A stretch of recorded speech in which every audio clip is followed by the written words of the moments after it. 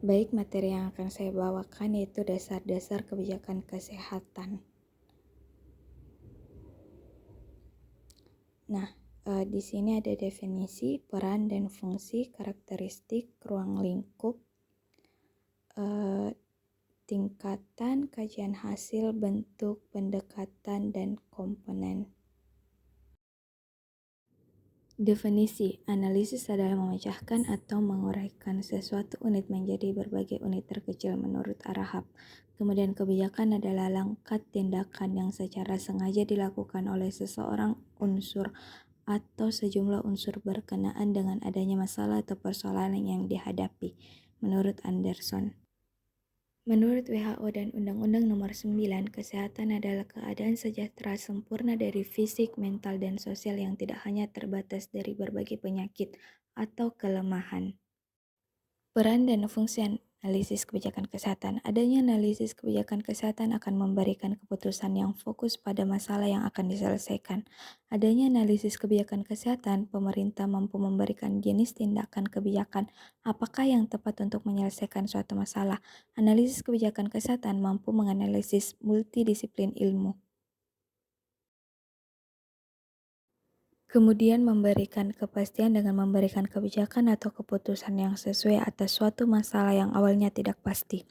Dan analisis kebijakan kesehatan juga menelaah fakta-fakta yang muncul kemudian akibat dari produk kebijakan yang telah diputuskan atau diundangkan. Selanjutnya, karakteristik masalah kebijakan. Interdependensi atau saling tergantung, subjektif, artifisial, dinamis, dan tidak terduga. Kemudian lingkup analisis kebijakan, penetapan masalah kebijakan atau problem formation, formulasi kebijakan atau policy formulation, adopsi kebijakan atau policy adoption, implementasi kebijakan atau policy implementation, evaluasi kebijakan atau policy evaluation. Tingkat analisis kebijakan kesehatan, pendekatan modus operandi, pendekatan modus evaluatif, pendekatan modus anjuran.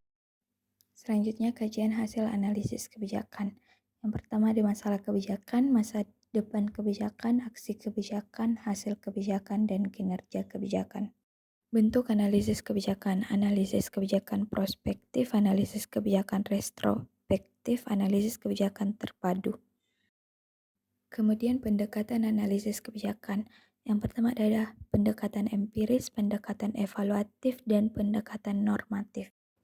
Nah, yang terakhir ada komponen kebijakan. Dalam komponen kebijakan terdapat konten atau isi kebijakan, proses, serta konteks, dan yang terakhir aktor.